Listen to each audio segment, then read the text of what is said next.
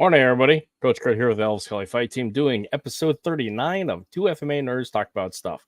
So I'm going to bring on Mike Pana from the Pinoy Patriarch Project, but he also has Protected Martial Arts. I'm going to let him tell a story, and this should be a good time. So hang out, and let's just do this. Good morning. What's going on, brother? How are you, man?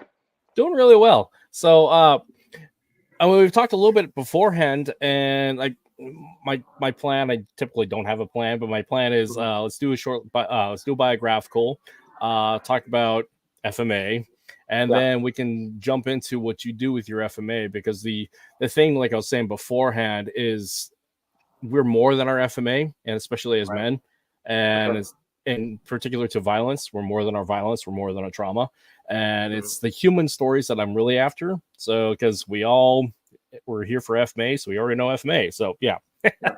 So anyways, tell me a story. Let's go from the beginning and work our way through. For sure. So my name is Mike Pana. I am the eldest of three kids. I'm the kuya in my family. My parents were Filipino immigrants. They came here in the early to mid 80s from the Philippines, basically escaping martial law, trying to escape the Marcos regime. And not for any political reason. It was really more of like a financial thing. There was no money to be made in the Philippines. And so they had to, like most Filipinos of that generation, they had to leave home at a very young age. I think my mom was like 23, 24, something like that. And my father was just a little bit older than her. And they left the Philippines and came here to start a new life. They met in New York City. I think they dated for like a year or two, then got married, had me. And then again, I was the first of three. And grew up in New Jersey most of my life, even though I was born in New York. Lifelong martial artist. Started training when I was 7 or 8 years old. And then formally when I was 9. I got a whole story about that. They wouldn't go into how I got started. But basically that changed my life, really got me on the trajectory I'm on now. And fast forward, and I'm a married father of 3 boys, one of which is running around the house right now. He's off in school today.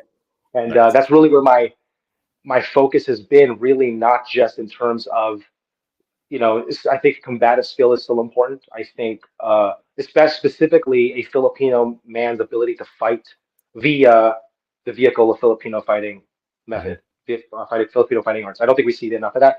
I think that's extremely important to me. But even more importantly now, it's about how can I transfer that into becoming a better husband, a better dad, a better business owner, a better teacher, protector in my community. What can I do? So that's really where my heart's been at lately. So Yeah, yeah, that's awesome. Because I mean, the story of resistance, the story of the revolution, the story of protecting the land and the people therein. yeah, I mean, that extends and that goes beyond just history. It's ever present. It is for sure. living on the shoulders of giants. We're on the edge of the mountain, so to speak, with the last rock on the end of the Right, mountain.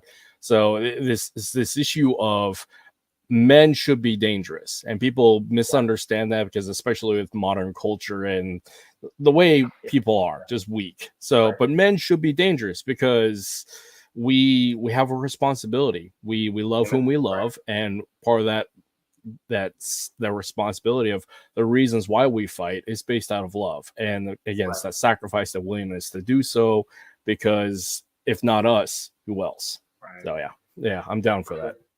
Right, roger that, man. 100%, 100%. So going back with it, so your Yeah. family immigrated. So Mhm. are both your parents Filipino or Yes, yes. My nice? father and both my mom and my dad grew up in Manila. My father grew up Okay, in Paco. My mom grew up in San Juan Little Baguio area primarily. But my mother's side of the family is from Batangas. My dad's side of the oh, family actually is originally from Bohol. okay, So yeah, yeah, oh fun. Because yeah. my family, so I'm adopted. I was born Mm, in the Philippines, and my adoptive parents, we left in the 80s because of Marcos as well, and the closing down right, of Clark Air Base. Yeah, right, so I right, have some impressions of the coup attempt because there was some interesting experiences that my adoptive father went through the military while I was there because they were right, specifically dealing with Marcos. So that's right. yeah, it's interesting. It's an interesting time period because the way dealing with the pullout of American Mm, forces there, and now with the return of it. But for sure. as for the immigration story, it is so interesting for the 1980s generation of Filipinos coming out of the Philippines and the life that they've created. And you Yeah, mentioned New Jersey. Like I got quite a few homies in New Jersey yeah, through the yeah. Arnis community. So it's really interesting where Filipinos land up, almost end up. Right, yeah, for So yeah. sure, for sure, for sure, for sure. So speaking of which, so what brought you to Texas? My wife. So Okay, my wife, I met her.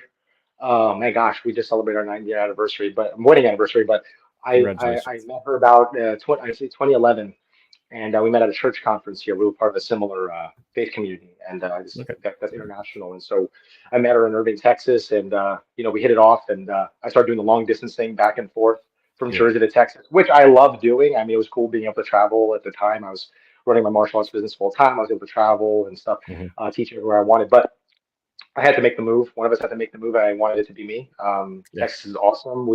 I've been living here now, my 11th year here now, and there's just a level of freedom and a level of just a level of peace that you can get out here. It's nice. I like it out here. I understand. I was stationed there at Fort Hood for 3.5 years. So Oh, yeah, I didn't right. really get to experience Texas as it should be, but yeah, I can appreciate the sentiments. Yeah, So yeah. for sure, man. For sure. So interesting. So let's jump into FMA. Sure. Bring coming. You said you started at 7 years old, correct? And formally at 9.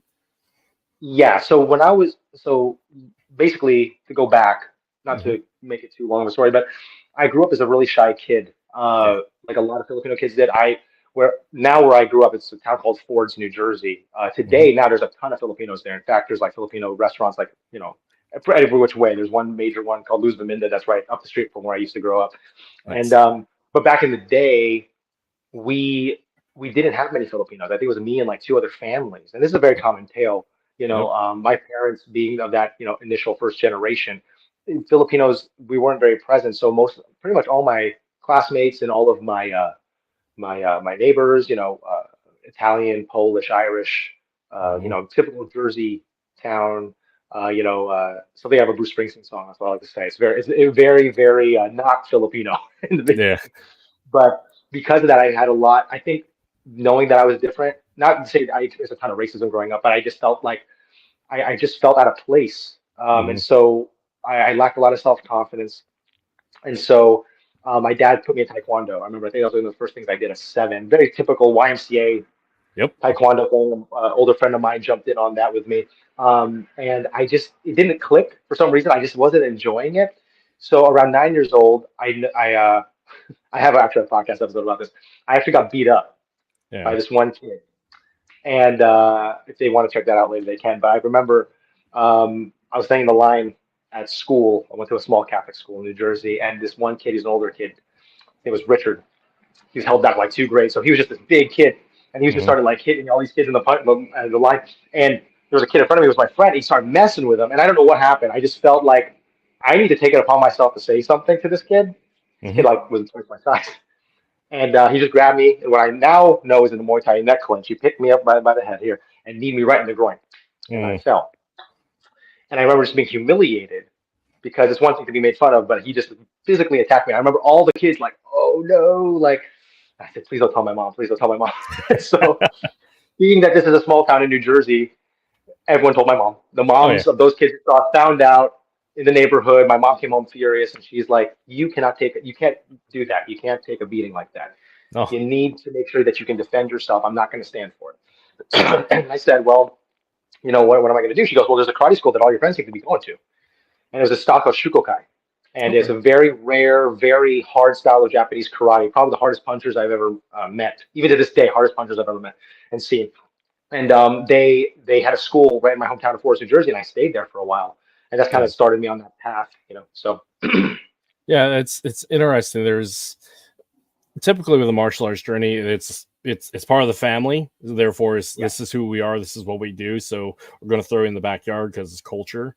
And then there's the yeah, other side, which is pretty much the more common one. Is there's an incident of violence occurred, yeah, and we do something about it, which right, is both have their value, and I mean, it's just what it is. What I find it really interesting is the fact your mom says like, "Nah, this isn't going to happen again." So right, right, I can see where that instills that priority of, yeah, of who else if not me, and supporting of that from your parents. Because it's interesting right. again with America today, or just the Mhm. world today, is like we can't get dust up, we can't throw hands because there's so much Right, right, risk of reciprocity there, when the fact for is sure. there's a lot of things that can be solved by violence, just the straight up. Right, And 100%. and so with that, having a parent structure saying that it is okay up to a point, but we got to do something with it and then be held accountable across the board. Because Right, again, parents, their job is to love, protect, and teach their children to be functional human beings. And why? And on top of all that, protecting right. themselves and others is definitely in that category. So yeah, I 100%. Yeah. yeah, so that's really interesting, and I appreciate that story about your mom. Is she still alive or Oh yeah, yeah, yeah. She's actually in the nice? Philippines right now with my dad. She's probably watching this from Nice. there. So Oh, yeah, cool. yeah. Well, that's awesome. So, Hmm. just like everybody else, back in the early '90s and early 2000s, we all Hmm. started with taekwondo and some form of Hmm. karate. Um, Right, right. when did you get involved with FMA from there? Yeah, so I remember I was doing this stuff called Shugokai, and I was Mhm. really enjoying it to some degree. Before I got in, and I spoke about this before to some other people, but I had a younger cousin that died. She was only 2 years old, Mhm. and so before I joined that school, I think that's part of the reason why I was so easily picked on. I had this Yeah. anxiety and I had this fear of just everything because I just lost this cousin I was really close to. She passed away, Yeah. and so. When I got to this karate school, I noticed the shift. Everyone noticed the shift. I was not scared anymore. I had this Mhm. courage, right? And so I started progressing through the ranks. But at some point, I want to say maybe a year or two in, things just felt very rigid. I felt like my body, it was almost like my mom still makes fun of me because to this day she pokes fun at me. She's like, "I can't believe you're teaching martial arts now professionally because you couldn't even know your right from your left punch. You didn't know Oh it." Because I had a really hard time. Now learning, I probably had some kind of learning disability, but they yeah. didn't catch. Yeah. But my mom was like, "I can't believe you're doing this now." But when I was going through those, I was like, this feels weird to me. And it's not just because I'm not practicing, because you could ask my brother, my sister, I was practicing all the time. And I just wasn't, it didn't feel like it belonged to me. So I remember I asked my dad, we were cleaning out the garage in our childhood home. And I said, hey, Dad, I noticed that the Japanese, they have karate, right? And then Hmm. the Koreans, they have taekwondo, Chinese, they have kung fu. We're Filipino, we're Asian, right? What do Yeah. we have? And Yeah. my dad goes, oh, you mean Arnis? And I said, what's that? I never heard of that. It's always that. What's that? What is that? And I was like, I don't know what that is. And so my dad goes, oh, it's this art where you learn how to fight with sticks. I'm like, do you know it? Hmm. And he's like, no, I don't know it. My brothers did judo and karate, but he goes, well, when we go up to Manila to visit next year, Hmm. I'll make sure that you train. We'll get you going with somebody. And so I remember 2 weeks after that conversation with my dad, I don't know, it was God like ordaining things, but I remember it was Weapons Day at the karate school, Nice. and we were never allowed to touch the weapons, right? There was Hmm. like this, it was like behind a closet, and you were not allowed to touch it. You were a kid, but for some reason, the sensei was like, "Hey guys, let's do some weapons. Let's change it up." So one kid grabbed a boken, another kid grabbed a pair of sais. Of course, all the kids wanted the nunchucks, and they were all gone Of because course. Of ninja course. turtles, Let's right? see it. Yeah. Super cool. And there was this pair of sticks. There were just this pair of 28-inch sticks that was just hanging out all by its lonesome, and no one wanted to touch it because they just looked boring. Everyone wanted the spear or whatever, and I got the two sticks. And I just remember and the sensei said something was really interesting. He goes, "Why don't you guys just play around with it? Don't hit each other, Yeah. but why don't you move around? Just get a feel, whatever you have in your hand. I don't care if it's a nunchaku, I don't care if it's a sai. Practice with it." And so all the kids kind of went to a different side of the mat and they started practicing, trying to figure things out, trying to kind of ad hoc, like improvise something. Yeah. And I remember I went to the corner and I just started doing whatever came naturally. And the sensei tapped me on the shoulder. And he's a really rough guy. He was not a friendly person. This was back in he Yeah. used to make us do, I remember back in the day at 9 years old, if I was late, he'd make me do 20 push-ups on my fists on hardwood. This wasn't like the typical McDojo, right? This Yeah. guy taps me on the shoulder and he says to me, have you done Arnis before? I'm like, no, but I heard about it 2 weeks ago. He's like, you need to explore it because the way you move with those sticks, you move naturally. Yeah. I thought you trained in it before because you're Filipino. He's like, well, I just assumed you knew it. You move so well. I just walked away. And this is the nicest thing he ever said to me. He was very condescending. He was very rough, Yeah. very short-tempered. But that stuck with me. And I said, maybe there's something to this. So, like my dad said, we went to the Philippines the following year for summer. We were there for 2 or 3 weeks. And he got me a pair of Kamagon sticks and he got me a book. We couldn't find any Arnis instructors there. It's very Yeah. hard. If you speak to anyone who's been to Manila to look for FMA, it's not like you can go sign up for jiu-jitsu. It's actually easier to find jiu-jitsu in Manila than it is FMA in a lot of cases. Oh yeah. So at the time, I was just kind of improvising, and we didn't have YouTube back then, so I was just buying books from Green Hills Mall and Mega Mall, Hmm. and I was buying all these books, and I took it back with me. And then a few years later, we went back to the Philippines, and my dad said, "Okay, we got a teacher for you," and that's when I formally started. But I was, at that time, I remember, you know, trying to find a Kali school, art school near me. I was very Hmm. fortunate before I moved overseas because I did live overseas before I moved in Italy, New Jersey. There was a guy who taught Jeet Kune Do and Kali, Okay. and I spent my 8th grade year doing that stuff, that blend of those two systems. It was through the Vunak lineage, Paul Vunak's Okay. lineage. Nice. So it was one of his OG instructors that was training us in this tiny school, and it was hardcore. And I was 8th grade going up against 40-year-olds. I mean, they didn't have a kids class, so I was learning stick work, knife fighting, submission grappling, elbows, knees, headbutts, all these things that other kids that in other martial arts schools weren't learning. And so I said, I need something in the Filipino line of things. This is what I need. Hmm. And so I just kind of dove into that. So yeah. That's awesome because Yeah. it is interesting when, and this is just the thing about teaching, when an Mhm. instructor gets past their own ego and their own desires, because it's typical martial arts is the cult of personality and molding the For sure. student to meet the needs of the instructor and keep them Right. pigeonholed as to a certain level so the instructor can Right. maintain a certain level of dominance over them.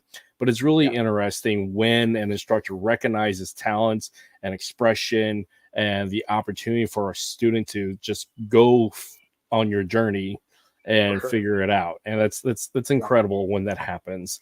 Because Amen. we see it too often in our community that you will do it my way and you'll be a clone, and how dare you progress and do your own thing. So Hmm. yeah, Right.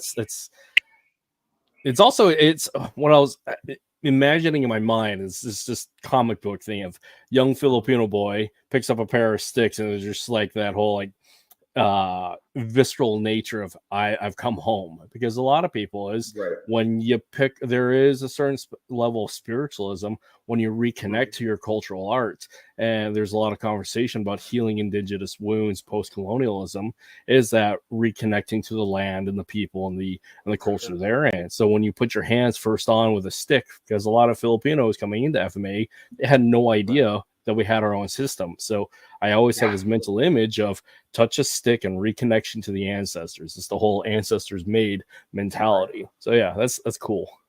That's cool, man. Yeah, for sure.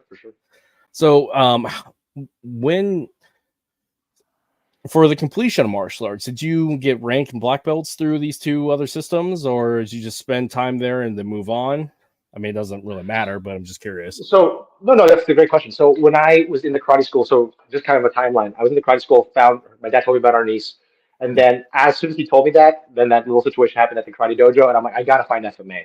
Yeah. And then I left that karate school. I think I was like a purple belt at the time. I left the karate school, and my dad's like, "You're so close to becoming a black belt. There's like two more ranks. Just stick with it." I'm like, No. Yeah. I know I don't want to waste any more time. I know what I want to do. Looking back on it, I kind of wish I stuck it out. It would have been nice to just have that, kind of in the. But I found eventually, after about a year or two of searching, I found that JKD and Kali school, and I was there, and that was just the start of everything. And so I became a level 3 student, which basically I became an assistant instructor in that school. The teacher of that particular school, and I say this with all due respect, at some point I noticed that the training was kind of being repetitive, and I'm okay with repetitive training. I'm okay with it. Yeah. Some people find it boring. I like doing that. I love just mastering the same thing over and over again. It's important for me, for my skill set. But I noticed that he was deviating. He was actually not teaching FMA. Months went by where we wouldn't even pick up a stick or a weapon, and I said, "Hey, what's going on?" He's like, "You know what? I just don't think this stuff works." And I said, "Really?" He's like, "Yeah, I hired a jiu-jitsu instructor. We're going to go that route." And it was me and a bunch of other people, and we were really heartbroken because we came in there. Now, mind you, I love jujitsu. I want to eventually get back into it. I really love the art. I think it's fantastic. But and I think it's like Filipino law that Filipino bros have to do jujitsu now. It's like everyone's doing it. Yes. So it's like, I feel like I'm being a bad Filipino by not doing jujitsu. But I uh, I uh, I remember thinking, man, like, gosh, I gotta find something. I gotta go back into FMA. And so I started searching, found a judo school here, I found a boxing gym here, and I was like, man. And then all of a sudden, I saw this grainy video online with these guys fighting in the street, and they were the Atienza brothers.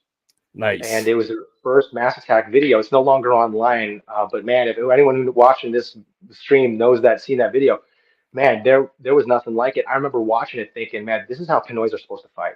Yep. Like I've never seen that. And so I was like, man, like I really would. And mind you, I found this video. I didn't train with them immediately.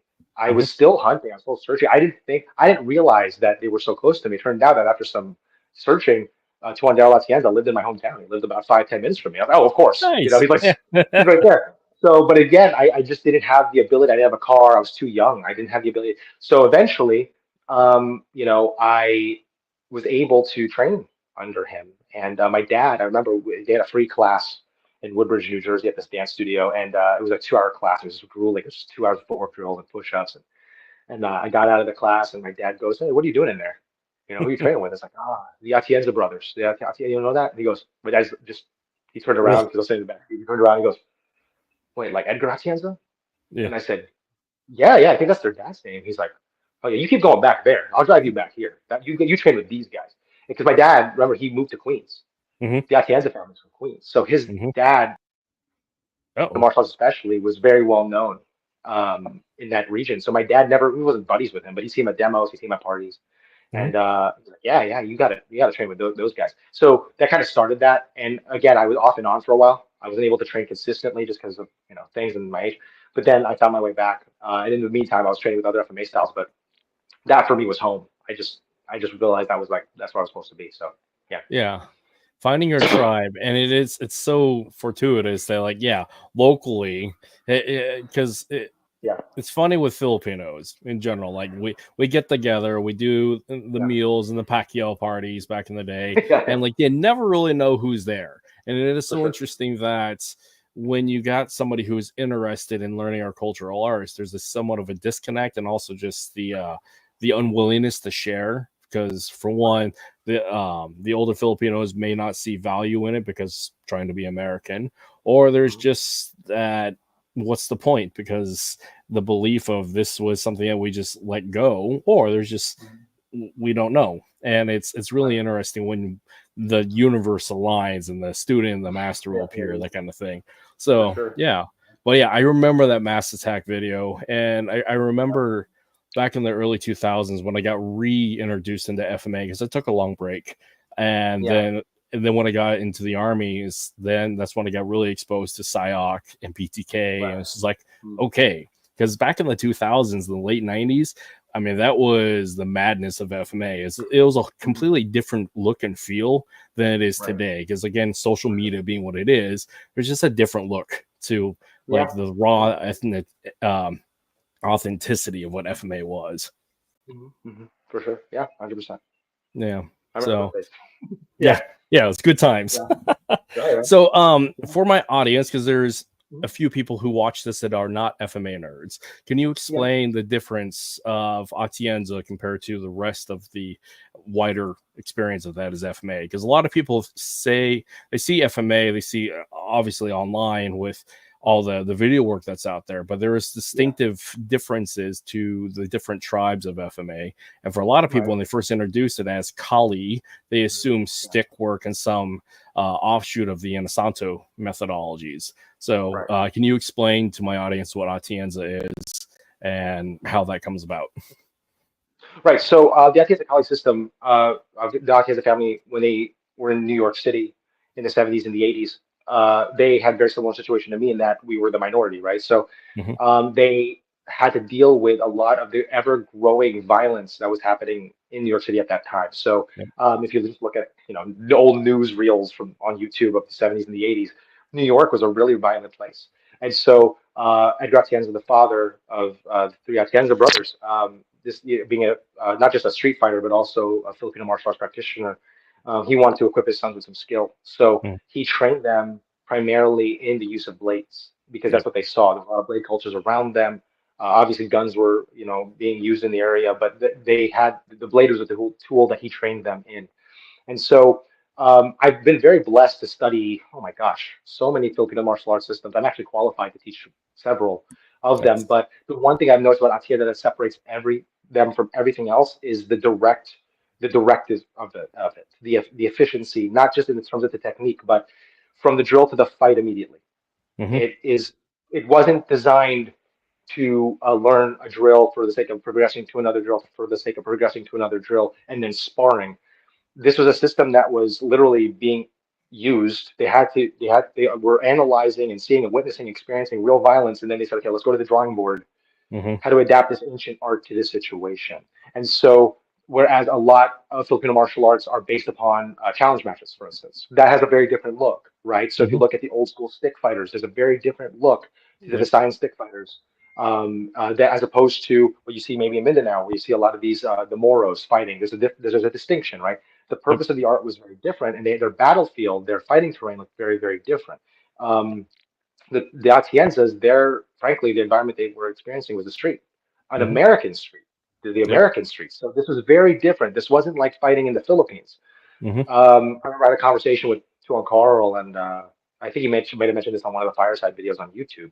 Maybe you've caught it, but he said, the violence in the Philippines and the violence here that we're seeing in New York is not that different.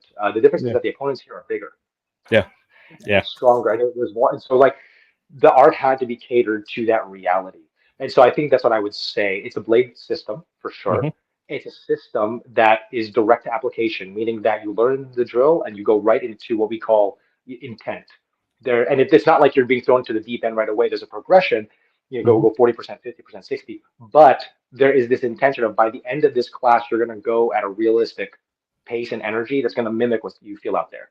And I would also say the thing that I really found different about Atienza Kali was that it's truly a family system, meaning it's not a system just based out of a family. It's a system that's designed to fight alongside members of your family. And I have not seen that in other systems. I believe the PSYOCs, that's a big influence, obviously, the older brother system to Atienza, but and that's a major part, family protection, that's a major part of their system as well. But I noticed when I studied Atienza, Tuhon Carl would be like, okay, you're going to hold this line, You take your long blade, you take your knife, and hold off these three guys. And this person's going to play your wife, and she's going to stand behind you. How do you fight? Yep. I've never seen that. I mean, I Yep. studied in the Philippines, I studied in America, I studied under some great teachers, but I was like, wow, like that's real. Like, how do I fight when I am walking to the Walmart parking lot and my three boys are in the shopping cart, my wife's alongside of me? What does that fight look like? Mm-hmm. And I have yet to see any other system that addresses it the way the Atienza family did. Because you have to remember, these are three brothers that were Mm-hmm. fighting together. They were actively protecting each other. And so there's when we talk about tribe, I mean, that's a real tribe. Tribes really, the family became the unit. Tuhon Mm-hmm. Carl would tell me when they were kids, the easiest thing to do for protection in the street was to join a gang. Yep. And the father didn't want that. So the Yep. gang, quote unquote, was the family. You leaned on your family and you trained and fought alongside your family.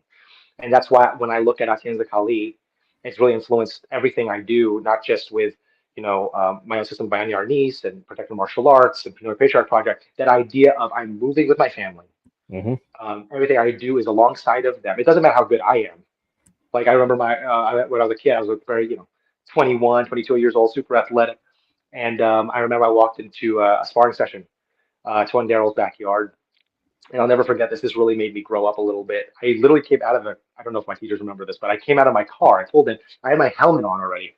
My gloves are on, my shin guards. I was ready to spar like immediately. And I remember Tuan Bong Atienza, Tuan Elaine, the oldest Atienza brother, he goes, when you turn 25 and you're still fighting, like you get into fist fights on the street, there's something wrong. Yep.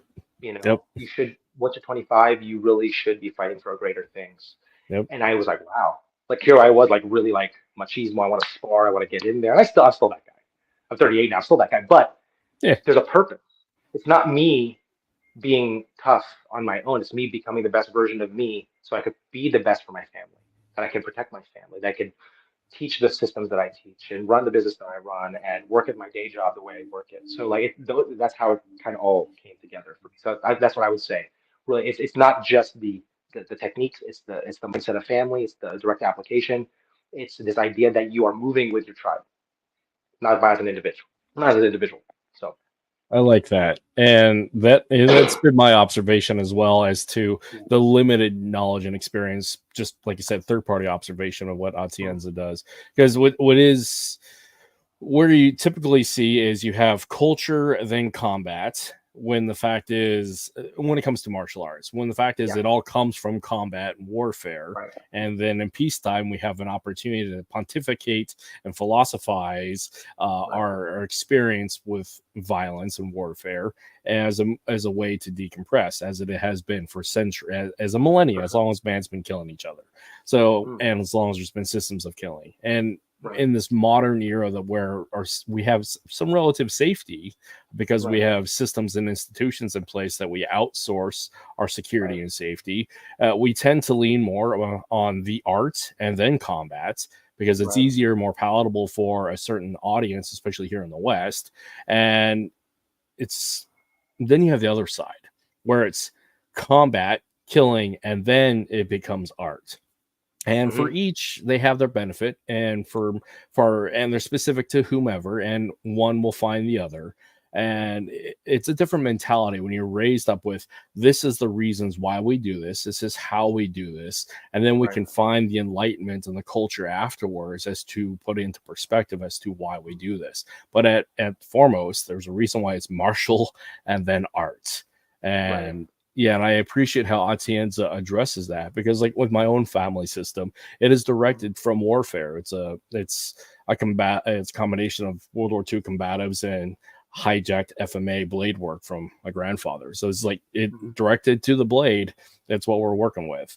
And on top of all that, what I find interesting about Atienza that I have not seen elsewhere other than my experiences in the military of you're moving with your principal, you're moving with your protective group, and you're moving as a unit.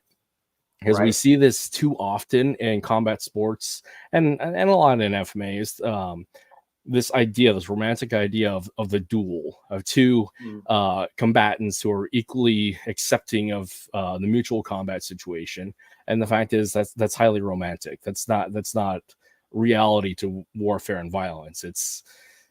it's surprise, it's group mass attack. It is you're moving as a unit and engaging as a unit. Because like I've stated this before, and I will continue to state this, that if I'm using FMA in warfare, I'm already wrong, because I should be moving as an element with my fire team with higher levels of force and skill, and not just relying on the one-man army, because that's a fantasy. As much as we all want to be John Wick, that's not a reality. So yeah, that's like the John Wick example. Like I've always noticed this. Like Tuhon Carl actually really. I remember when I started training at his house in the Pocono Mountains. Right when he got the property, I remember he goes, "That's really cool that y'all can, you could fight." Like we were sparring all the time back then. Like you guys are very effective, like very good. But can you fight with your 53-year-old diabetic tita next to you? Still trying to get her. Okay, how good are you? You know what I mean? Like how good are you with your with your children behind you? How good are you? Like that's really what he was trying to instill in me at a very young age. And I wasn't married or had kids yet. I just remember that this is what a man is supposed to do. I remember sitting, and there were dads in the room that were above me in rank, and I remember watching these guys and bringing their kids to the property and the training, and I was like, man, like that's what it's about. It's not just about you. Like one of the things that Tuhon Carl always emphasized to me as I was growing up, he would say, hey, when you get married and have kids, make sure your kids are around you when you teach and you train. Because I remember my first teacher when I was a kid who taught JKD and Kali, he hated it when his little kids came on the mat. He's like, I'm teaching right now. I'm a professional. Get off the mat. Whereas when I got into the Sayak tribe of the Atienza tribe, they were the opposite. They're like, no, get him in here. Get him in here. And, my wife sometimes will see, like, because I teach 3 minutes from my school's 3 minutes from my house. And sometimes I teach in this garage. And it's not uncommon to see my 3 boys running around the garage or running around the training in between hard feeds or sparring sessions. And my wife's like, they're going to get hurt. I'm like, they have to learn how to move in the violence. They need to know that they can move around, and I need to train myself and my guys to move around them. Be awareness. That's 100%. Tuhon Carl instilled in me as a kid.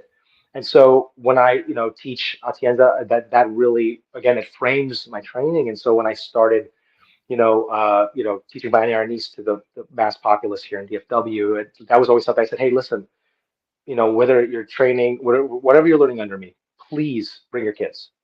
Bring your family. Have your wife sit in. If she wants to participate, it's on the house. Let her come in and train. The more that your family comes in and trains with us, the better it is for you. That's how Tuhon Carl always emphasizes it, because at the end of the day, they're the more important thing. Right. And you have to know how to move with them. So the thing that I found very distinctly different about FMA compared to any other martial art is this emphasis of tribal learning methodologies. Correct. Where it is you have the warriors of the tribe who go out and come back with the knowledge and the experience, and then whilst training in the yard, they have their sons and their brothers and those coming up learning in that tribal learning experience of you're there and this is the reasons why we do this. There's the buy-in of how we do this and those around us, and it builds like cohesiveness. And it's a beautiful patrilineal learning methodology of this is what we do as men of the tribe, and because we love the men and the women of this tribe. So there's that we must, because it's the responsibility, not the bravado, because a young man wants to fight because of bravado and ego.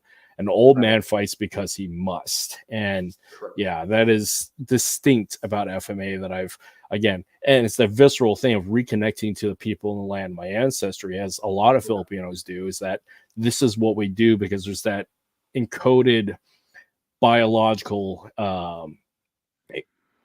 trauma, yes, but encoded biological desire and need that we have resisted invaders for millennia, and this is just so ingrained in us as a people. And when we tap into that, and especially with adding a certain level of spirituality and the reasons to it, that it makes that much more powerful. And having the kids in the dojo in the training space, my 2 kids grew up in the dojo. I have photos of them at every time and video of every time, and it's just the other one too for fathers who have children in the training space. That's you and them. That's beautiful memories for you and them. You may not be actively engaging, but they see, they observe, and this is a beautiful time with dad. And like my most fondest memories is training with dad. So that's awesome. It's part of the culture in my house. My wife actually, before she left the house, she kind of said something. She was like, there's only certain phrases in our house that would make sense in this house. I said, what are you talking about? She's like, well, how many moms are saying, put that trading knife away, Hmm. put your stick away? Like, it's just part of our house. Like it's so weird, but it's also just, it makes sense in our house, you Yeah. know? And it's not like I force my kids to train, really. I mean, I have my son come to class with me. He just started formally training with the class. He's 7, he's inside Yeah. this past month actually, but he's been sitting in on so many sessions, it's not unusual to him. My Hmm. 3-year-old is pretty much at every weeknight class I'm at. In fact, Yeah. one of the guys was telling me, it's like he's one of us. You know, he's like, he's just hanging out, one of us. Like that's how I want it to be. And again, Tuhon Carl, I really give a lot of credit to him because the Atienza family really instilled that in me.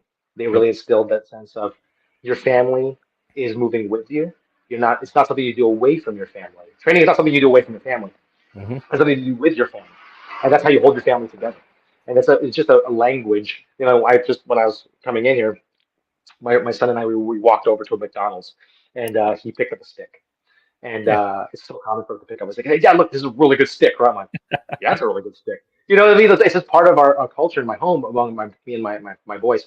So yeah, I agree. It's Filipino martial arts is family based. I think we've lost a lot of what that means Hmm. via competitions, via the internet. There's a Hmm. lot of oh my gosh, you type in Kali Filipino martial arts on YouTube or Instagram, you'll get like Yeah. bombarded, man. And a lot of it's pretty good. Some of it's really questionable. Actually, I'd say a lot of it's really questionable Yeah. because everyone has a voice now, and so it's one of those things. But I think at the end of the day, Filipino martial arts is defined as a method of combat that is with your family, Hmm. and I'm indebted to the Atienza family for that. So for sure, and anything that I do, it doesn't matter if it's Pinoy Patriarch Project, Hmm. Bayani Arnis, I always have that in the back of my mind. It's that Atienza mindset that's always with me. So. That's a new one because I've asked a lot of people on this podcast and just my own private conversations is what is FMA? And we always get the procedural like it's Filipino martial arts because it comes from the Philippines, et cetera, et cetera. But the philosophy of it's how we fight with our family and how we protect our family. That's new. And yeah, thank you for that. That's a amazing perspective because Yeah. again, the whole why we fight is based on love. And who do we love most and upon all? Our family. And it's all For the sure. reasons to do what we do. Because the thing that I see outside of the typical punch, kick, and weaponry training of martial arts, the only other martial system that I see this movement with principle is actually in the firearms industry and especially in the Yep. and CCW industry is that fact is you have to protect your principle, your family, and move with cover and screen and establish a base of fire, and you're dealing with multiples. That's why I have the firearm. And there's that disconnect between Mhm. combative martial arts and culture that way from the practicality of violence. So Yeah. there's a lot to be said of the mindset of killing, Mhm. the reality of that of you have to operate in a certain way versus the mindset of sport and competition and art, which I mean they all have their purpose and they all work together, but too often I think people get stuck in the pursuit of art and pursuit of culture, which I mean they're important, but we forget, some of them forget that we have to be men of war, men of violence, Mhm. men who are dangerous, so we can have both of those things prior to that. So 100%. And I think a lot of what is being spouted on the internet, you have influencers talking about it's not the big deal. You just have fun. I get messages about that. Like, like, oh yeah, I just have fun. Hey, I don't know what you define as fun. yeah. Okay. I don't know what people define as fun. I'm telling these guys, like, you want to foam action flex fight in the park. That is your recreation. That is your hobby. That is how you blow off steam. That's great. I do the same thing. I think it's fantastic. But what's fun to me is knowing that when I walk into any mall or any area with my family, that I'm ready to Mhm. go, and they are everyone in that vicinity is safer because I am there. Mhm. That's the feeling that I want, and I want to train under people who have the experience and the teaching ability to transfer that knowledge base to me. And I want to train under guys like that, and I want to make sure that their teachings get carried on. Because I think Mhm. a lot of what happens in the FMA world, because there is no governing authority in a lot of ways, Yep. a lot of these guys are coming on up. You know what I'm talking about? They just come on up Yep. and boom, they're instant authority. He's got this many followers. He's got this many likes on this one YouTube video. Hey, he's an authority. I'm like, well, they've shown me is that they're very good at social media. The Yes. martial art is social media. Yes. Um, But in terms of really understanding the application of this art, and I'll be just transparent. My day job, I work as a member of protective detail. That's what I Yep. do by day. I can't really go into super detail about it, but I work as a member of protective detail for a school district here in Texas. Hmm. And we our job is basically just dealing with threats. That's what we want to make sure we prevent. I don't want, God forbid, that the day actually happens where I have to actually use my skill set, but I don't want to Yeah. have that day happen and be like, oh, I just did all this for fun. I Yeah. trained for fun. I did for recreation because I don't have that option. No. And the people that I train alongside, the people, especially the Atienza tribe, we got guys who are literally in the heat. They're in the fire, so to speak. Hmm. They are, because of their professions, they have to have a functional combative skill set. And Yep. so again, that mindset is like, okay, Filipino martial arts, yes, it's from the islands. It gives us a cultural empowerment and all this cool stuff, this feel good stuff. But at the end of the day, I need to be capable. I need to be good to go. I need to be training for that mission to protect those around me. And like you said, the dangerous man is the one who you aim to be. Not an evil man, but a Yeah. dangerous man, capable man, right? So Yep. it all falls into that. Again, it doesn't matter what I'm doing. That's always the mindset I have. It's always that moving with the family. How hard did you train today? How can you get better? It's all those things. Yep. So It's the significant difference of the profession of arms versus the person who's just in class. And I mean, again, not to dissuade the person in class, but it's just right. there's that reality check of why are you doing this? Not just because you love it, because yes, what we do it because we love it, but what is the higher responsibility here beyond just play? Because I mean, I'm a big proponent of play. I'm a big proponent of having fun because the Yeah. point where I'm at in my journey, I'm no longer in a profession of arms. I'm no longer teaching soldiers. I'm no longer teaching professional athletes. It's just this is my journey and this is what I share. But there's also a lot of stuff that I don't share because like the Right. majority of my video work is comical because that's how I am. But there's a lot Yeah. of stuff I just don't share because people don't need to see that because they see it everywhere Right. else. So yeah. For sure. No, you got it right. Yeah, I get it. But yeah, it is interesting the dynamic of the Filipino martial arts influencer space versus the profession of arms. Because I mean, I just the know. people that we know and the connections that we have professionally, like you can tell, like here's the people actually in the industry, and there's people who are representing the industry, and then you got people actually in the shit. So yeah, Yeah. Yeah. Yeah. And it's you that feedback loop I think they talk about, right? Like you'll have people, and here's the thing: I'm not trying to these social media influencers. I try to see the good in what they're doing because they are yeah, promoting Filipino martial arts. I mean, that's a absolutely, big deal for people who didn't know about FMA before, and now they're promoting it, even if might not be combat effective or yeah, realistic, so to speak. I am thankful for that because Mike, I didn't grow up with that. I yeah, wish I grew up with that. My son asked me today, actually, when we were taking our walk, he goes, "Hey, Dad, like, what's the world gonna be like when I'm your age?" I said, "Dude, I don't even know." And I pulled out my phone. And I showed him this, like, this phone did not exist when I was your age. He's like, "Really?" Like, yeah, he couldn't understand it. And so I'm like, "Yeah, I don't know what the world's gonna look like in 20, 30 years, man." But I can tell you right now, like, looking at social media, I'm so thankful that we do have this push of FMA. Like, we can talk like this, and yep, this is a yep, thing. Like we could talk. I could have the flag in the back, and we could talk to another Pinoy from across the world about this topic. And I think that's really important. And I think it really unifies us as Pinoy men to hmm really bring us together. Because again, we need that empowerment, and hmm that's kind of what the Pinoy Patriarch Project stuff is all about. We taking this what we know, and then how do we become better men from it? And yeah. that's really what I'm thankful for. Yeah, the thing that I've coming to the point of my age and experience of this in general is that we have being a podcaster is we have the privilege. This is appropriate usage of privilege, but we have the privilege now to discuss, pontificate, and postulate questions about what we do as martial artists as men. But Right, that comes at the behest of a lot of blood and a lot of bodies that came before us.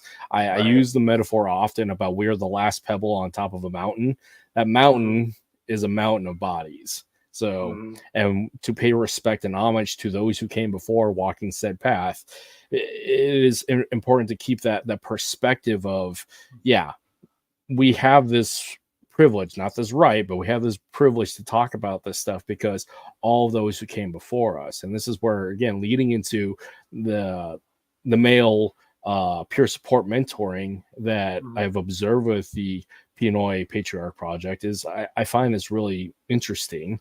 And I feel that, especially now as men, because we're told to throttle back, we're told don't be dangerous, told about toxic masculinity, when the fact is it's misunderstood. So can you, as a segue, can you go in to talk about what the Pinoy Patriarch Project is, the mission, and how it's carried out? So again, I appreciate that. So Yeah. the idea of Pinoy Patriarch Project, I guess I kind of always thought of it. I've always had it in my mind back, when I first moved here to Texas. Mhm. I remember just thinking, man, like I'm gonna be on my own. I'm actually on my own for the first time. I moved out of my mom's house. I came here, Mhm.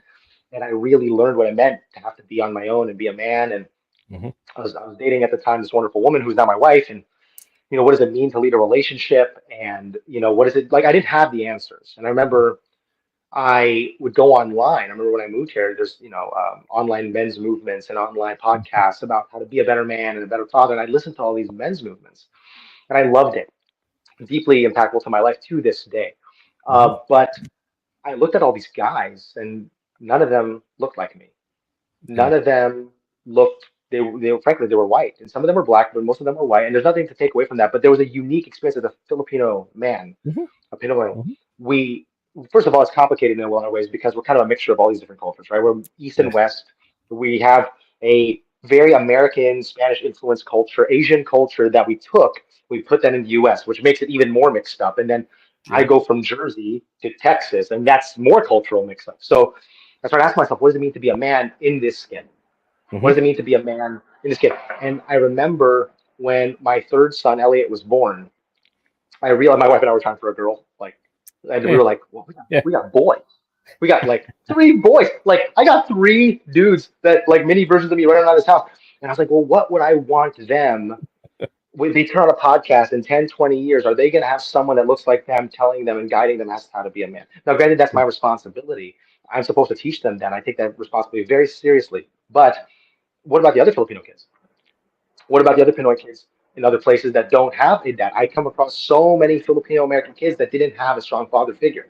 Either the father was toxic, he was Mhm. an a-hole, or he was home, but he wasn't really present. He was always working, and he never really interacted with these kids. So you have this whole generation of Filipino American kids, or Mhm. kids in Canada, whoever, Filipino kids, who don't know how to be a man. And so what do? They start looking outside. They look at Mhm. foreign cultures. They look at maybe hip hop culture, which is great. They look at maybe country music culture, which is fine. I love country music. I'm a big fan. But they're trying to find this identity. But what does Mhm. it mean to be a Pinoy? And people forget this, but the word Pinoy is actually a Filipino American term. It's not a Filipino term. Yep. Our brothers and sisters in the Philippines took that from us. That's a term that we described ourselves used to describe ourselves here on the Mhm. farms here in California, right in the U.S. So the whole point of the Pinoy Patriarch Project was just to give my sons, my three boys, a voice, and Mhm. to let them know that their dad is not just this dude who can fight and do all these cool things. But it comes down to that because I've met so many guys, and you probably come across these guys like this in your professions and in martial arts, what have you, amazing combatants, but terrible dads. Oh yeah. Their wives don't want to talk to them. They got some substance abuse issue, and I'm not judging them. I'm just saying like they didn't have that guidance. A lot Mhm. of these Pinoys didn't have that guidance. So what would I create for that? And that's really what the Pinoy Patriarch Project came about. And thinking about the men in the Atienza tribe, I remember my dad when I was a kid, he being that he left the Philippines for martial law, he goes, yeah, you really can't trust Filipino leaders.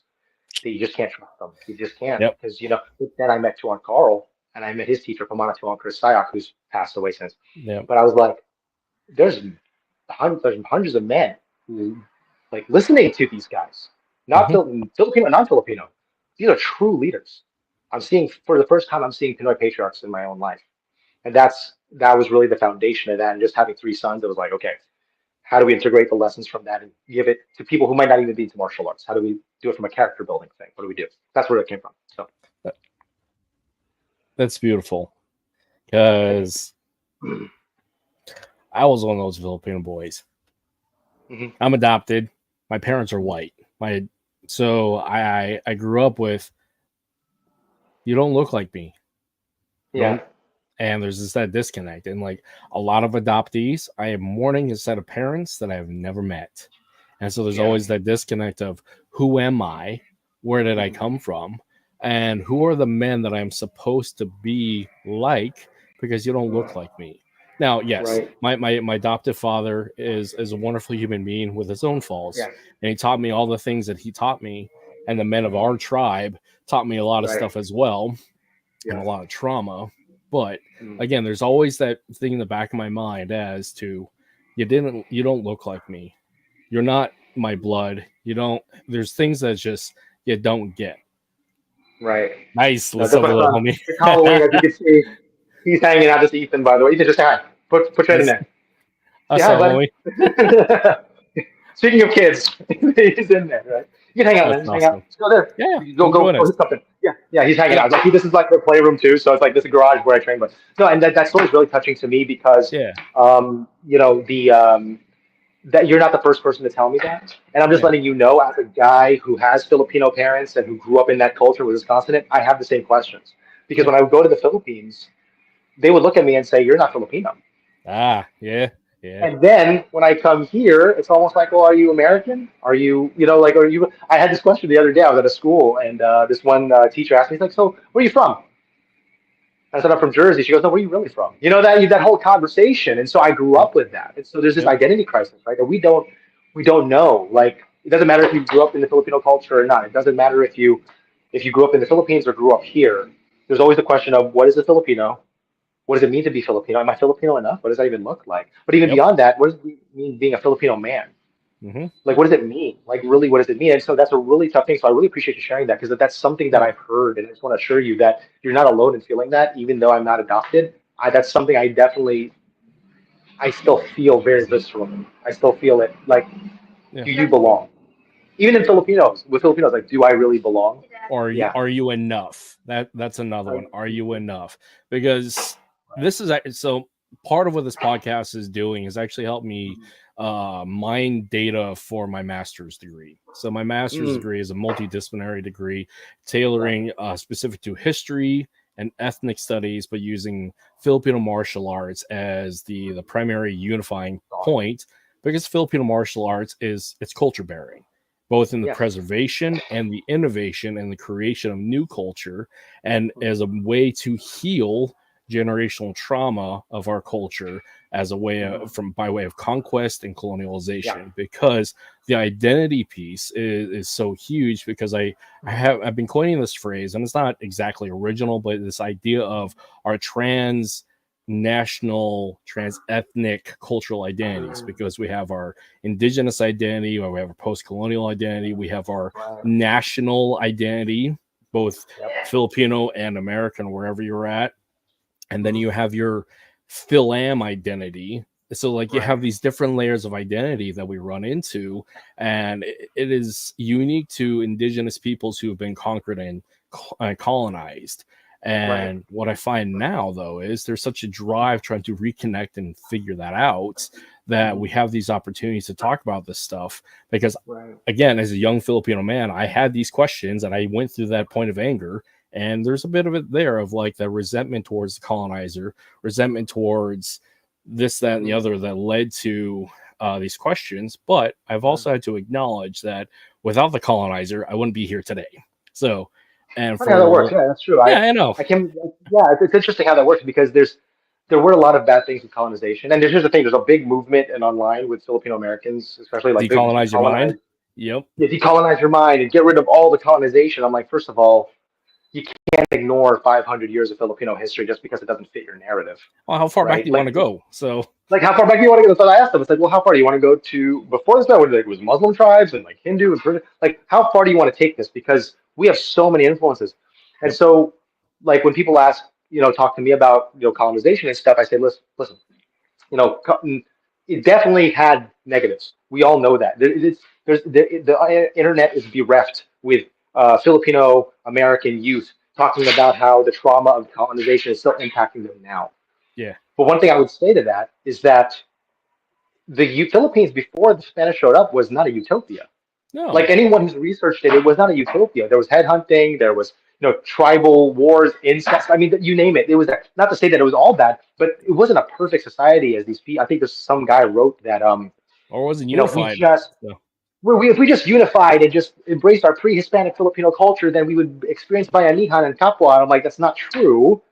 because our people were headhunting each other, Yeah. starting wars. Islands were starting wars. So we have to understand, yes, colonization uh, had a lot of terrible things, but there was also terrible things before that. And now that the Mhm. Spanish are gone, are we going to take responsibility for our homes and our communities now, or are we just going to keep blaming it on the colonizer? Yeah. Like we have a choice, right? So that's where I tell people on that, because again, it's something that affects me too. I Yeah. have a lot of conversations with my Filipino students and my brother and people in my family about this. Colonization definitely was a stain in a lot of ways, but I mean, in a lot of ways, it brought us Western medicine. It Indoor brought plumbing is a people like beautiful you and me thing. here.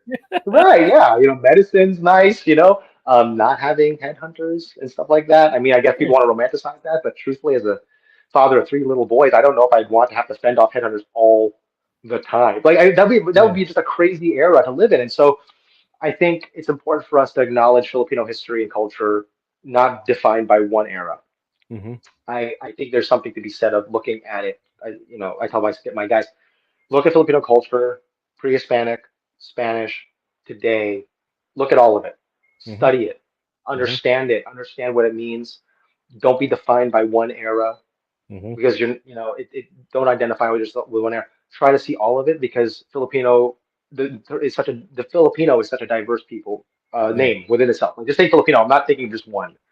I'm thinking about the Igorot. I'm thinking about the Ifugao. I'm thinking about the Moro. I'm thinking about the urban socialite in Manila. Hmm. Like they're all Filipino. Hmm. You and I, we're living in the West. So it's a very diverse term within itself. Yeah. So we shouldn't try to put a box, put inside a box. You know what I mean? Again, we're more than just, and you Yeah. are enough. Those are the two key phrases that I have Right. really come to appreciate doing this work here on this Yeah. podcast and just in my own meditations and trying to figure this out for my own sake. And on top of all that, for my two children, because my Yeah. children are mestizio. And so Yeah. Yeah. they will have questions, and they don't actually have any Filipino titos and Right. whatnot to grow up with, because they just don't. So they have a singular representation of my wife's Mhm. side of the family, but they don't have mine biologically. So there is a bit of a Right. disconnect there. So it is Sure. behooving upon me to represent what it is to be Filipino, but I gotta figure out what that is for myself. And what I'm finding is I Mhm. define that based upon me. And so Yeah. going back to this issue of getting past that decolonization angry mindset of a youthful indigenous Mhm. person is, again, we have that at a certain point, but you got to do something with it, because you got to, Yeah. just like trauma, just like everything else, you can't hold on to Right. that anger for too long, because it just That is erodes and right. destroys you Yeah. from the inside and then does it Right. everywhere else. So what I Right. find is, again, with what you're doing with the Patriarch Project, is this issue of, you have men who went through this pain, this fire, this resentment, this anger, but they came out into a glorious post-traumatic growth state, the season of growth, enlightened and peaceful, and then they can mentor that to the younger generation who's still going through there. But then again, this is the importance of having a male mentor, a positive male mentor, to guide Right. young men to get through that, because like you said earlier in the podcast, there's a lot of young men, not just Filipino, but because we're Filipino, this is particular to that don't have a positive male role model in their life, Right. or their Right. father is completely out of the picture. And so they're left with trying to figure it out on their own. And therefore they Mhm. figure out things just incorrectly, or not as Right. efficiently, or they just don't succeed. And there perpetuates the generational trauma and failure. Mhm. So yeah.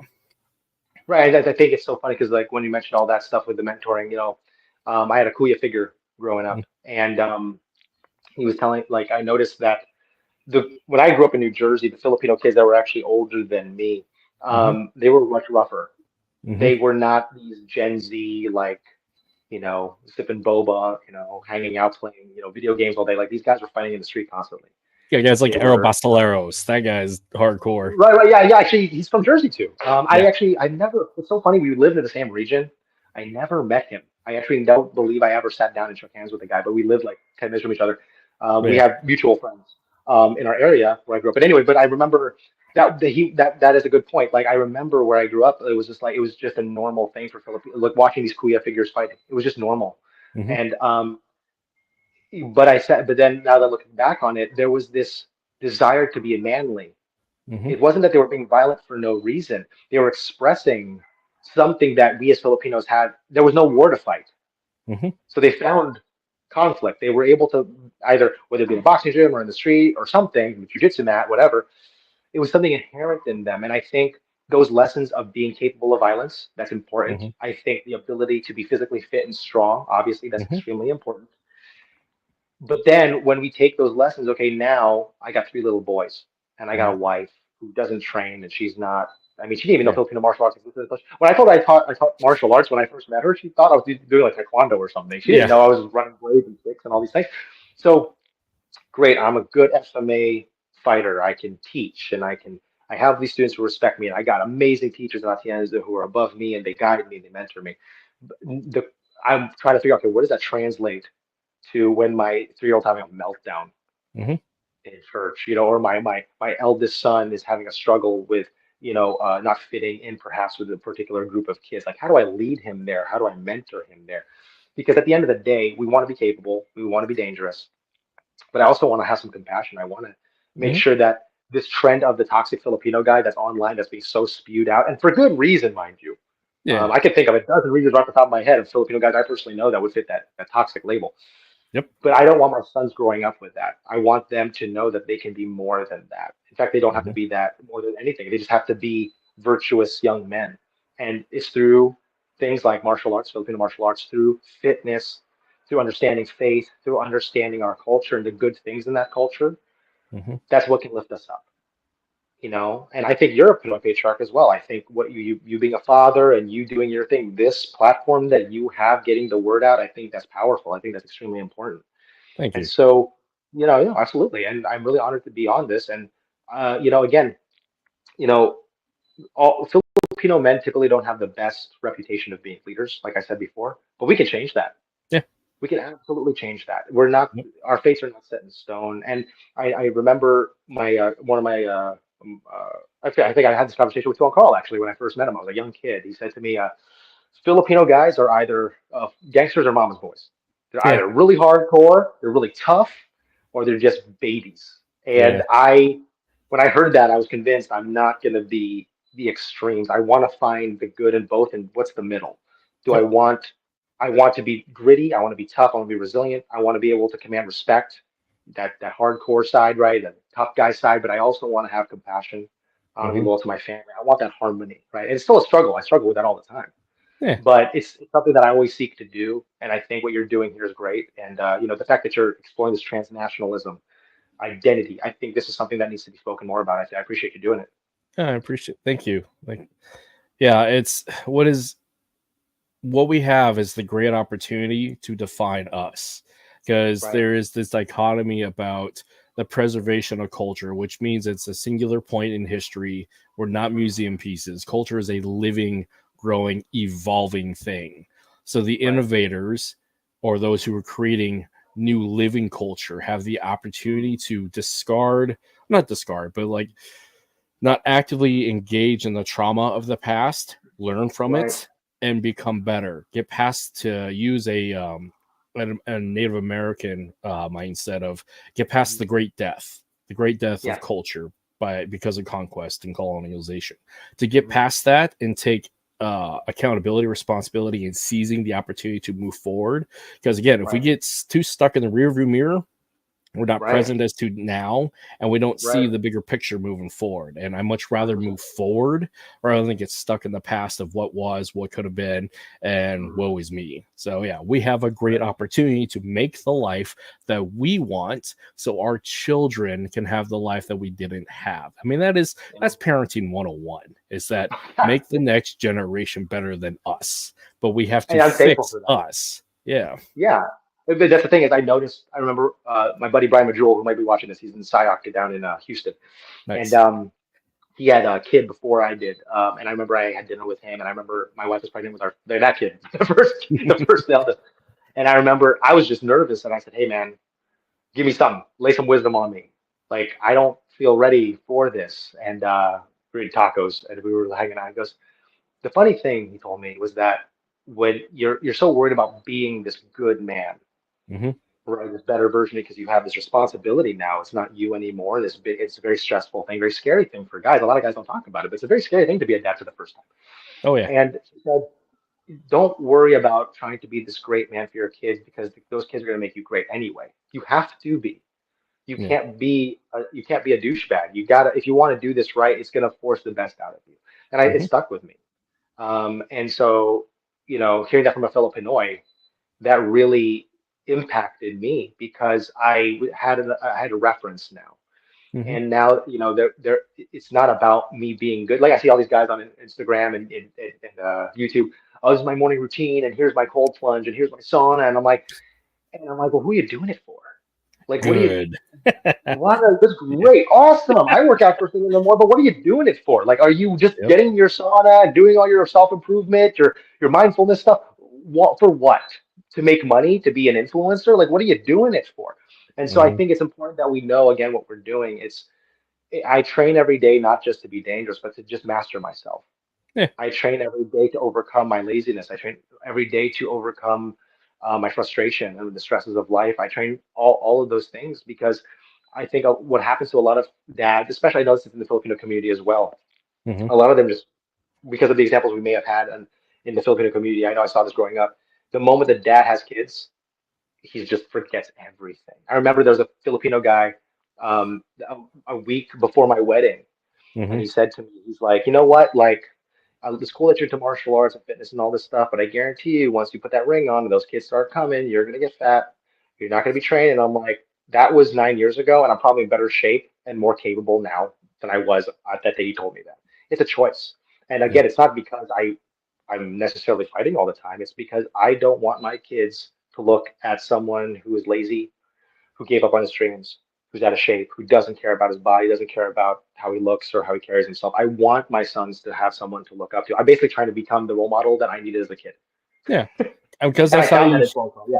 And people that's like how that. you Yeah. heal the inner child is by taking the responsibility of becoming the better man Right. and showing that to your sons this is what it is to be. But it also heals that little boy inside who needed that. Because again, 100%. generational trauma isn't just like drunken dad not their abusive dad, but the negligent father is also generational trauma because it Oh, gosh. Yeah. shows that pattern of behavior of like you just give up. It's like no, you got to keep pushing because there Right. is the dichotomy of to grow is to experience and to whomever and whatever you hold account to after For sure. your body has passed, after you've had the summation of your life, they're going to ask you, what did you do? And you just give this long list of shoulda, coulda, woulda. It's like, well, you wasted your life. Versus For the sure. other side, which is the negative mindset of is the untested, unblooded, and unsatisfied man who woe is me because they were blaming somebody else. Like the fact is, Right. it's your path. You got to walk it. Everybody else has done Yeah. it. You got to walk it. So yeah. For sure. Yeah, my dad, I was very fortunate to be a Pinoy who grew up with a dad in the home. Mm-hmm. And it was kind of an interesting situation because he had a 9 to 5 and at some Mm-hmm. point the job moved and so he lost his job and he was basically staying at home with us. And so I would watch him, basically being a stay-at-home dad, which was really he didn't enjoy. He was not something he planned on. It was not the way he wanted him to be. He didn't want to look like a housewife. You know what I mean? Like he wanted Yeah. to be exactly that. But I remember Machismo. my dad, Yeah. machismo, right? Like he was a tough. My dad was a fighter in the street. He fought all the time. I've written about him. Like he was a tough dude. And then here he is, he's making breakfast for his kids and can't find a job. And it was tough. And I remember him telling me this as a kid. He's like, don't do what I'm doing. You better keep working, keep studying, keep training, do whatever it is. Like he Mm-hmm. wanted me to be better. And unfortunately, he found a job after that and he was able to kind of think. But I remember one thing about my father was that even at the time when he was unemployed, he was hustling all the time. He Yeah. was not a stay-at-home dad. Like he was driving cars, he was selling products, he was trying to hustle and sell and hawk whatever he could. And that just instilled that in me of, you know what, even if you're down, Mm-hmm. as a Filipino, you're pretty resourceful. You Never know out of what? the You fight. can MacGyver your way out of anything. And so Yep. my dad would find ways to make money on the side. He'd figure things out. And I think that's also part of that overcoming that that maybe that generational baggage. I mean, my dad could have just like sat down and been like, "I lost my job. I'm just gonna sit here and drink." But I never saw my dad do that once. He never complained once. He just found ways to make money the best he could in the time that he had, That's good. and I'm thankful for that. So which was a very far cry from a lot of the other Titos I saw. When Yep. they lost their jobs, man, hitting the bottle, sleeping around. I mean, it was just terrible. You know, so it's like, but I'm very fortunate that I had those examples, and all I'm trying to do is, I'm no one special. All I'm trying to do is just take those lessons from these men that Filipino men that I've learned from, and then been Hmm. able to grow up with and under and learn and be mentored by, and then give it to my kids and you and everybody else out there, because they might not have it where they're at, and I just hope I can get that out there to them. Yeah, it's the ripple effect, and it's not just the big rock; Yeah. it's the little rocks consistently. Oh yeah. You gotta keep the stagnation at bay. You got to keep Right. moving forward. So yeah, it's to heal. Yeah, men have to move forward. Men and women have to move forward, because the thing that I find, going back to the whole rearview mirror analogy, is a lot of my brothers and sisters coming back from war, my fellow veterans, like there's the guys and gals who get after it, and then you have the guys and gals who were just stuck in that trauma, Yeah. and they Yeah. fall by the wayside. And a lot of them, it's isolation, it's loneliness, the lack Right. of tribe, and the lack of trust in the tribe in the process to pick you up, because For sure. we're always seeking to belong to something. Absolutely. And Absolutely. it is beautiful and powerful when we can find that, and also when that is extended in a hand of genuine love, saying, hey man, I got you. Because a true friend and a brother, is not just a person is a yes man. They're the ones like, hey man, you're fucking up, let's fix this. Yeah. Yeah. This is the 100%. line that we're supposed to adhere to. What's going on? We got you, so let's get you into compliance. So Right, for sure, and that's what I've always tried to do throughout my life in martial arts. That's what, like, my father's done for me, Tuhon Carl's done for me. Those two have kept mhm, me in line when I was out of line. They always called me out on things. They never let me slide. I'm mhm. thankful for that. As a young man, I was like, get off, you know, like my dad's like, Dad, you don't know me. I know. Like now, I'm so thankful. I told my brother, I was like, recently, I was like, you know, I'm realizing that 90% of what Dad taught us, like talked about as a kid, that we rolled our eyes at, is so true. Yeah. Because it's like it just came to fruition. I was like, oh, I'm a dad now. Oh, that's totally right. You know, Yep. so like it's those lessons that I really hope to impart to my kids. And that's again, whether you know, it doesn't matter what I'm teaching, martial arts or doing my job, like that's what it comes down to. I want to be a good representative for the two flags behind me.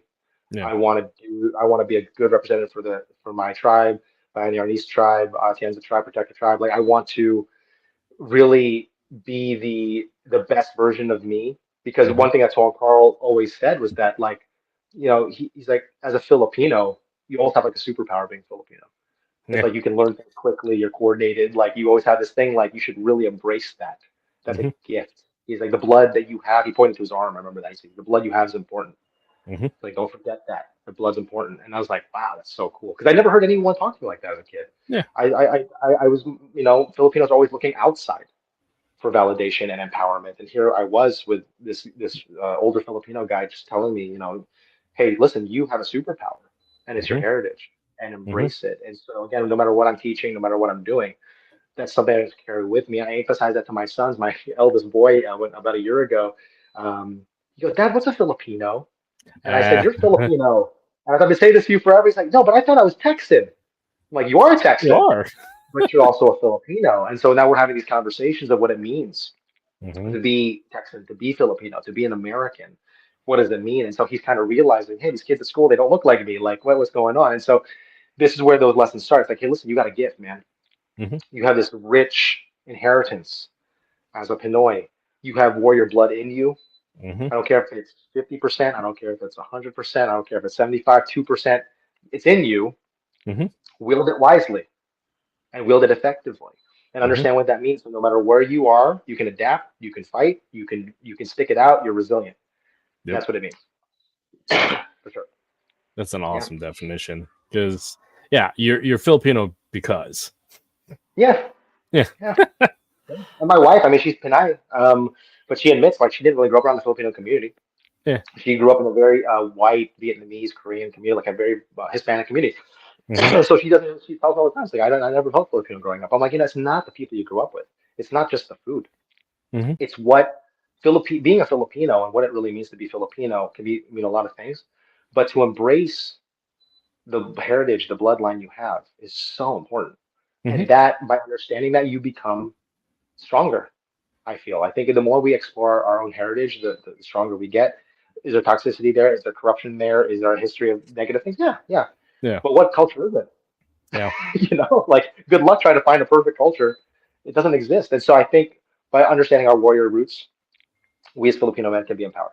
And that's Yep. why in the Pinoy Patriarch Project, I'll get questions. And right now, there's guys asking, how do you start men's groups? Like, men's group of Pinoy Patriarch Project. I thought about it. I think all I'm going to do, I'm just going to start FMA chapters for them. Yeah. Yeah. So that would be hey, you want the bottom fruit, the easiest to grab fruit? Pick up the stick, pick up this blade. Let's go. Yep. I'm not really into that. Well, you know what? You should be, because that's really what put me on the path, Yeah. understanding Filipino masculinity. And we just take it from there. You know Well, what I mean? So that's all about. there's something visceral and childlike about, again, your son picking up a stick and say, "Hey, this is a good stick." Because my son does that.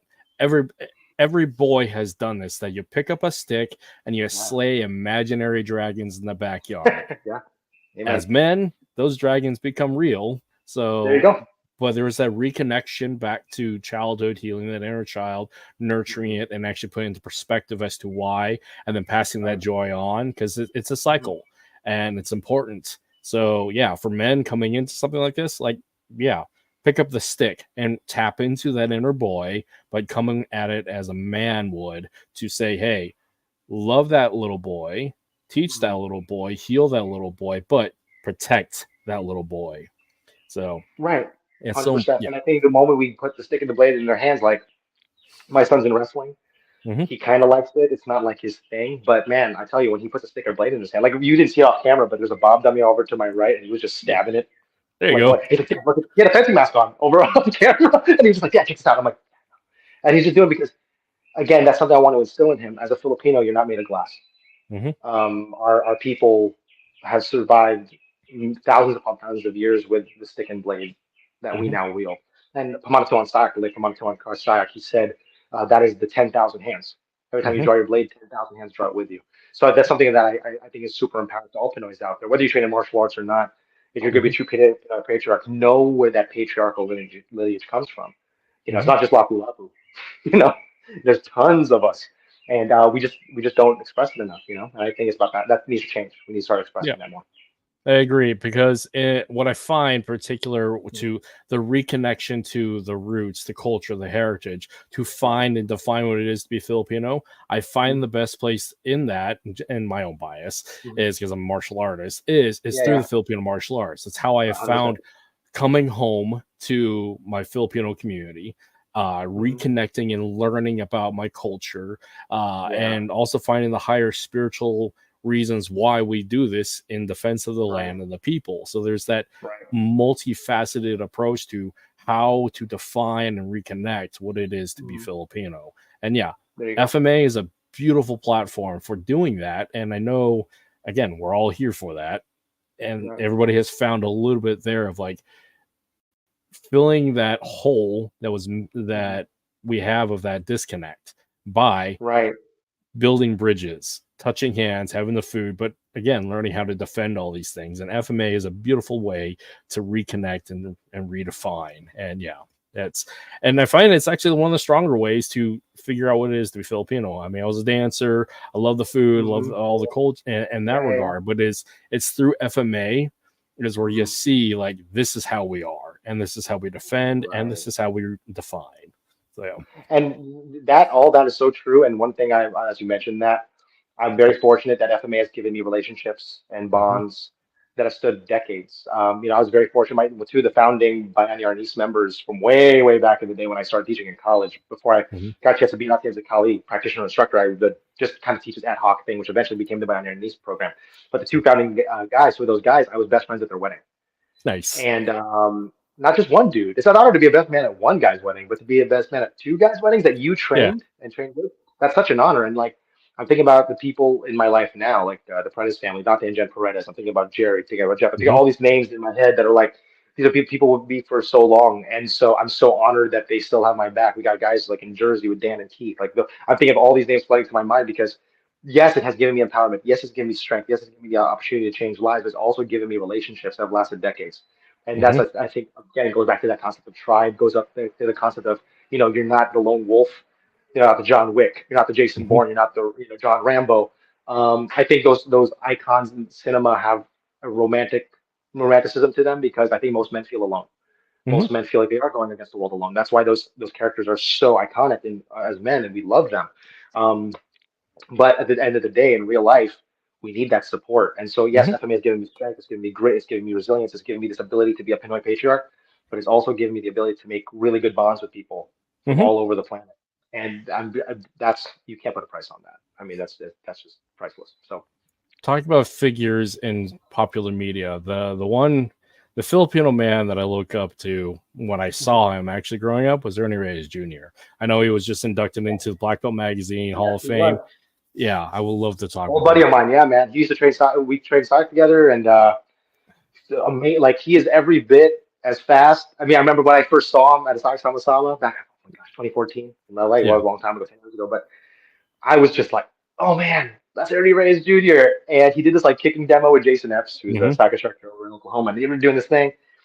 I'm like 9 years old all over again, and I walked right up to him, and I'll never forget. I was nervous. I said, "Hey, I just want to let you know your movies. It's a huge inspiration for me as a Pinoy. It's Yep. really helped me out. Thank you so much for everything you've done." He looked right at me and goes, no problem, man. I appreciate that. You hungry? Want to go eat? And I was like, I'm gonna have lunch with him. And so eventually we became, he's been such a. I haven't seen him in a long time. He did Yeah. live in Texas for a minute. I was able to like train with him regularly, but he hasn't been around in a while. But he's a fantastic guy, and I wish the best for him. I hope I get to train with him again and hang out with him again. He was cool, man. Super Yeah, he cool. was like, again, just like you, is a huge inspiration for me as to like Yeah. this is what a Filipino can be. And Yeah. yeah, I would love to chat with him about that because yeah, Dude, he's man, yeah. powerful. But He's speaking amazing. of that, but speaking of like representation of like not the lone wolf, because we see that a lot. The Yeah. one of the things, my favorite Ernie Reyes Jr. movie is Surf Ninjas for all the That's fine. reasons. That Yeah. is my favorite. That's my favorite movie. Yeah. But you want to Yeah. talk about like showing that collaborative spirit of how Filipino Mhm. men tribe can come together and actually That's the do the movie. thing to fight off the invader and actually Yeah. reconnect and rebuild.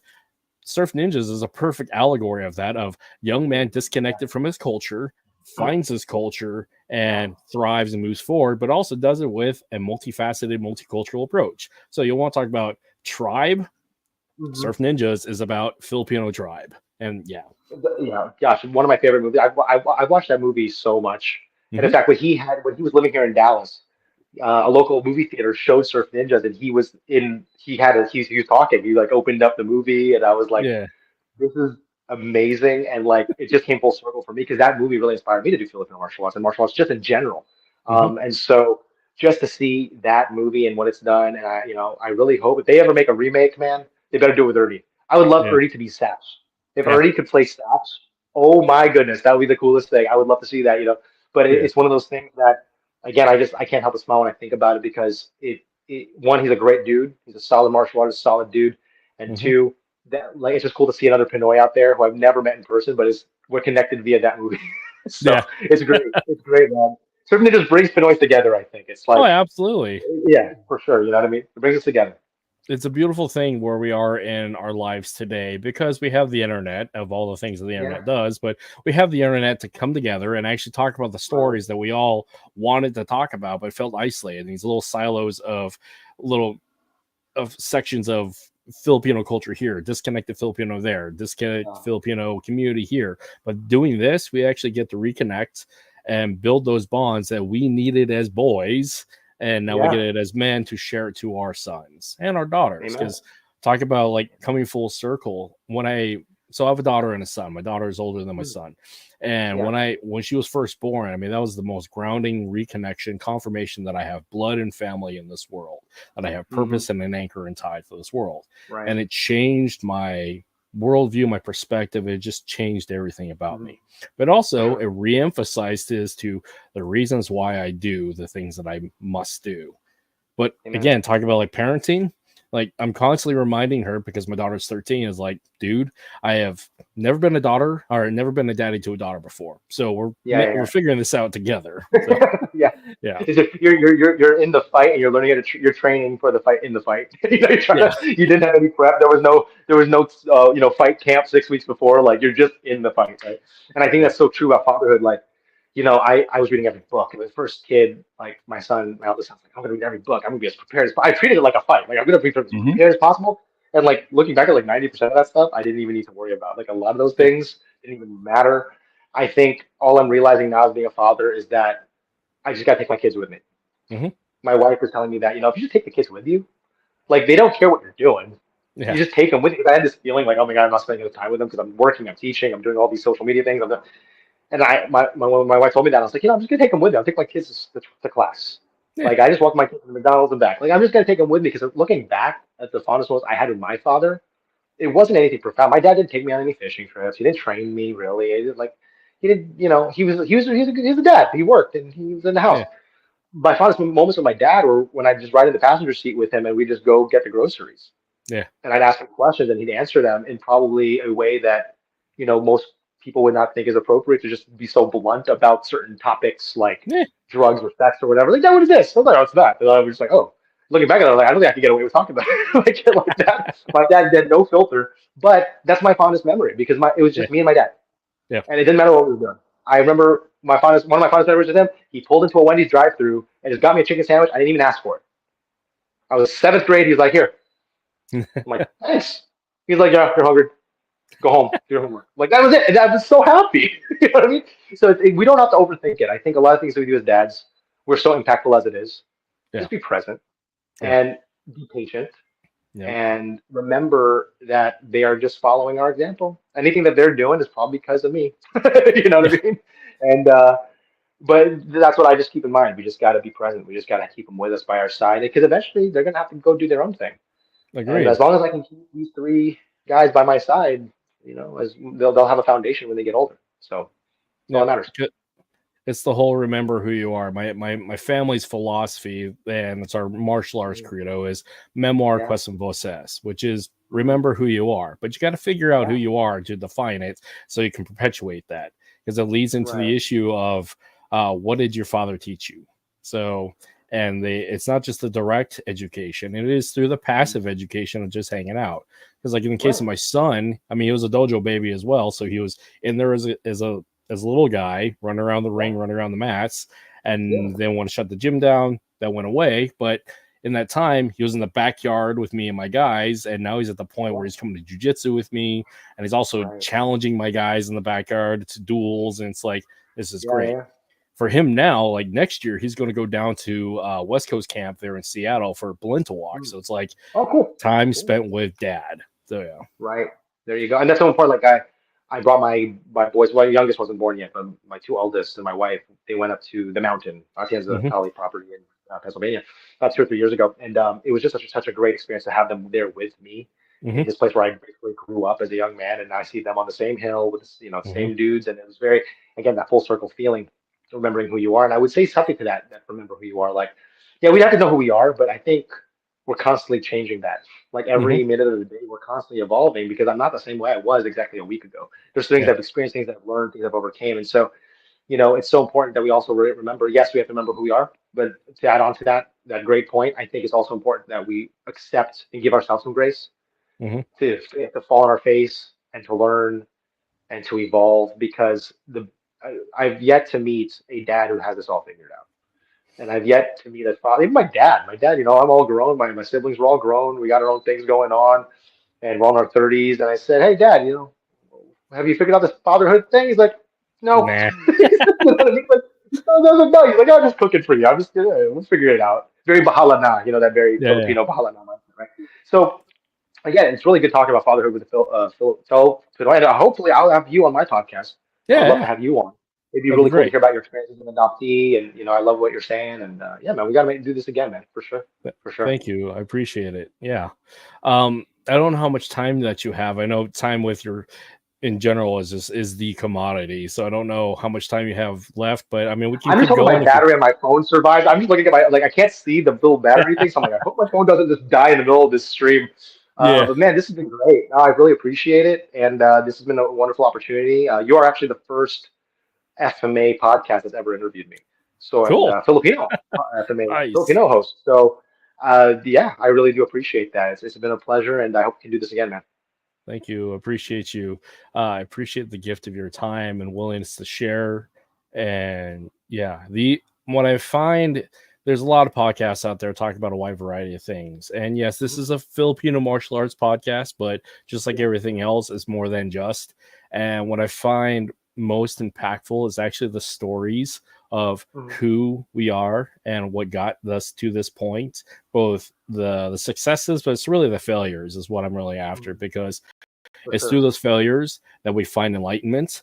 And the same themes keep coming up, and and I'm grateful that the men and women who've been on here are willing to share those things and be vulnerable and be authentic, because we need those things. And on top of all that, FMA will be there as long as the people practicing it are there, but it's the stories of the men and women who made FMA is what I find more important. So yeah, thank you for 100%. Being a leader. Thank you for what you do and being a positive influence in our community. I appreciate that, man. It means a lot. Thank you, brother. I appreciate you. Likewise. Thank you. Thank you. Well, is there anything here in closing? Is there anything I can put out for you to promote as a shameless plug? Because I mean, there is that part of the podcast. So no, I learned long ago. I had a sales job. They were like, the only shameless plug is the one you don't make. So, there's nothing wrong with plugging stuff. I mean, if you want to follow us, Instagram is the best way to get in touch with me. Instagram, Protector Martial Arts on Instagram. You contact me through Pinoy Patriarch Project as well. That's a separate Instagram. I communicate with you on both those platforms. YouTube, Protector Martial Arts, and so all those cool things. And if anyone ever wants to reach me, DMing me on any of those platforms, especially the Instagram platforms. I'm on Instagram a lot. I update it regularly, pretty much daily. So you can find me on there if you need to reach me. For sure. Yeah, I'll pop that up here. Here's on Instagram for Protector Martial Arts. So yeah, sweet. And of course, all the links will be in the description. So yeah. I appreciate that, man. Thank you. Appreciate you. Thank you. Well, I'm gonna drop us down if you want to hang out in the lobby real quick, and I'll do my outro. And yeah, we'll just hang out. I appreciate you. Appreciate you, brother. Thank you, man. Yep. Appreciate you. See you here in a sec. Alrighty. Peace. All right, people. This was great, as these conversations all are. I've yet to actually have a bad conversation, because there is no bad conversations. There's just conversations. So again, powerful thoughts of be a leader, be present, heal that inner child, because if you want to be a better father than one that you had before or didn't have, be one. That means go fix yourself. Go unfuck your life. So go get therapy. Go heal that inner child. Be present for your sons and daughters. Be faithful to your wife. Be faithful to yourself. And yeah, we all figure this stuff out, but you're not alone. And I mean, as for the message for a veteran community, you're not alone, and you're never out of the fight. And regardless if you're a veteran or not, same thing. You're never out of the fight. You're never alone. Keep moving forward.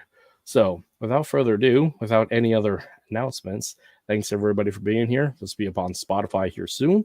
And yeah, take care. And I'm going to hit the button.